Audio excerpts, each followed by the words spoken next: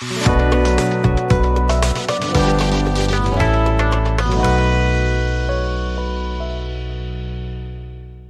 बच्चों, हम लोगों ने रेजिस्टेंस के बारे में बात करी थी, रेजिस्टिविटी के बारे में बात करी थी और उसकी यूनिट के बारे में बात करी थी, रेजिस्टेंस और रेजिस्टिविटी दोनों के बारे में।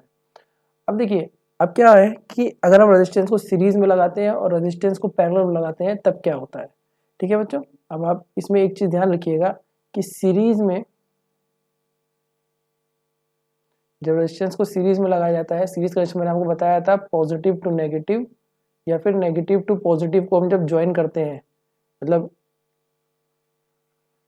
एक लोड, जैसे ये मान लीजिए ये पॉजिटिव टर्मिनल है या नेगेटिव टर्मिनल है, ये पॉजिटिव टर्मिनल नेगेटिव टर्मिनल, जब हम किसी भी लोड के नेगेटिव से पॉजिटिव टर्मिनल को ज्वाइन करते हैं और इस तरीके से जब हम कनेक्शन बनाते हैं तो वो होता है सीरीज कनेक्शन। और जब हम पॉजिटिव पॉजिटिव को ज्वाइन करते हैं और नेगेटिव नेगेटिव को ज्वाइन करते हैं तो वो जो कनेक्शन बनता है वो पैरेलल कनेक्शन। तो हमें ध्यान का रखना है कि सीरीज कनेक्शन में करंट सेम होता है, मतलब इन तीनों रेजिस्टेंस के थ्रू जो करंट जाएगा ये आई, ये इसके अक्रॉस भी आई ही रहेगा, इसके अक्रॉस भी आई ही रहेगा और इसके अक्रॉस भी आई ही रहेगा। But in case of parallel connection, parallel के केस में वोल्टेज सेम होता है। ठीक है, मतलब जैसे हमारा ये पैरेलल कनेक्शन है तो ये जो V वोल्टेज वोल्ट मीटर में आ रहा है ये इसके अक्रॉस भी V वोल्टेज ही होगा, इसके अक्रॉस भी V वोल्टेज ही होगा और R1 के अक्रॉस भी V वोल्टेज ही होगा। ठीक है, करंट डिफरेंट होगा, जैसे यहाँ से करंट आई जा रहा है। तो चलिए पैरेलल के बारे में बाद में देखते हैं। तो देखिए, जब रेजिस्टेंस सीरीज में होते हैं तब इक्विवेलेंट रेजिस्टेंस, मतलब इसका ओवरऑल इफेक्टिव रेजिस्टेंस कितना आएगा वो कैसे निकालते हैं। ठीक है, मतलब जैसे इस तरीके से हम सर्किट को सॉल्व तो कर नहीं सकते हैं, सर्किट को हमें कैसे चेंज करना होगा। ये आपकी बैटरी है, ठीक है, ये की है, एमीटर, वोल्टमीटर सबका सेपरेट है।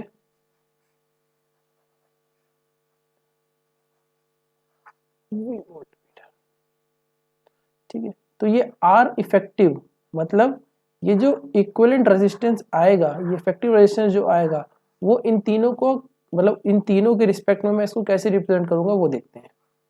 ठीक है, तो हमें ये मतलब इन तीन रेजिस्टेंस से एक रेजिस्टेंस बनाना है to do the calculation, to make calculations easy. तो अगर इफेक्टिव रेजिस्टेंस की मैं बात करूं तो देखिए आर इफेक्टिव, ठीक है, ये हमें निकालना है। तो देखिए बच्चों, मैंने क्या बताया, करंट सेम।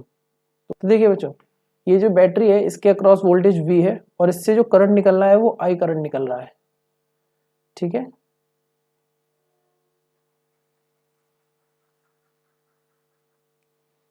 तो और ये जो देखिए, और ये जो वोल्टेज है वो तीनों रेजिस्टेंस के अक्रॉस अलग अलग है, करंट सेम है, मतलब इसके अक्रॉस भी I करंट है, इसके अक्रॉस भी I करंट है और इसके अक्रॉस भी I करंट है, लेकिन वोल्टेज डिफरेंट है। तो देखिए वोल्टेज को जो मैं लिखूंगा वो होगा V1 plus V2 plus V3।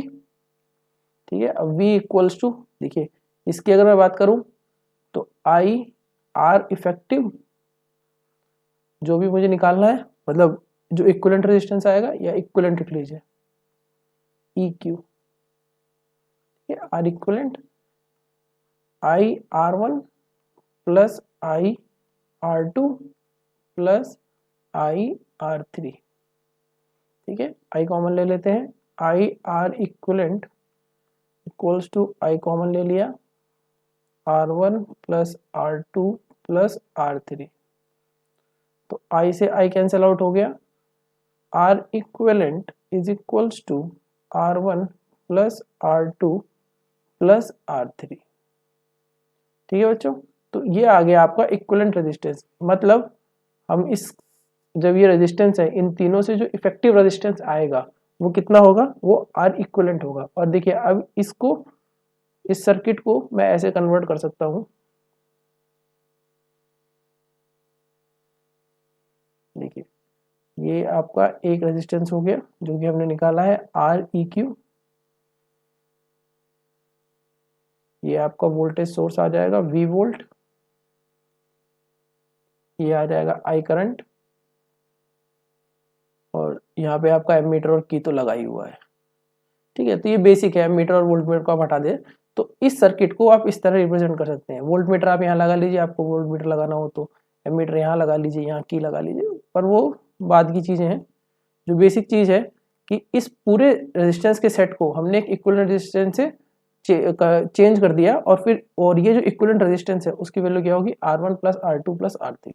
तो यहाँ से हमने क्या कंक्लूड किया, that we can conclude that when several resistors are joined in series the resistance of combination RS, ये R इक्वल आप RS मान लीजिए, ठीक है, R सीरीज RS, ठीक है, R series is equals to R1 plus R2 sum of individual resistances which is R1 R2 and R3।